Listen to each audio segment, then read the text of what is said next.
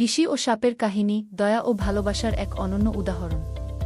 প্রিয় দর্শক, নিয়মিত শিক্ষণীয় ধর্মীয় গল্প উপভোগ করতে চ্যানেলটি এখনই সাবস্ক্রাইব করুন।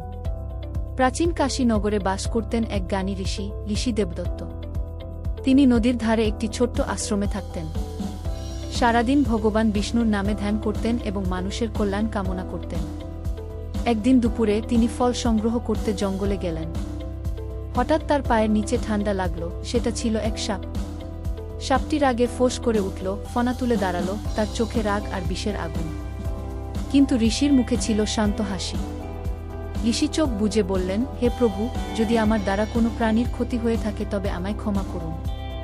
ঋষি হাত জোর করে সাপটিকে বললেন, ভাই, আমি তোমায় আঘাত করতে চাইনি। সব প্রাণী ঈশ্বরের সৃষ্টি। যদিও ভুল করে ছুঁয়ে ফেলেছি, ক্ষমা করে দিও। ঋষির কোমল কণ্ঠ শুনে সাপটি শান্ত হয়ে গেল। সে মাথা নিচু করে চলে গেল বনে। কয়েকদিন পরে গ্রামবাসীরা এসে বলল, গুরুবর, নদীর পাশে যাবেন না। এক ভয়ঙ্কর বন্য শূকর সবাইকে আক্রমণ করছে। ঋষি শান্তভাবে বললেন, ভয় পেও না, আমি কারো শত্রু নই। ঋষি নদীর ধারে গেলেন, তখনই সেই শূকর তাকে লক্ষ্য করে দৌড়ে এলো। ঠিক তখনই ঝোপের আড়াল থেকে সেই একই সাপটি বেরিয়ে এসে ফোঁস করে শূকরটিকে তাড়িয়ে দিল। ঋষি বুঝলেন, এই সাপই তাকে রক্ষা করল। একসময় যাকে তিনি প্রাণে বাঁচিয়েছিলেন, আজ সেই প্রাণীই তাকে রক্ষা করল।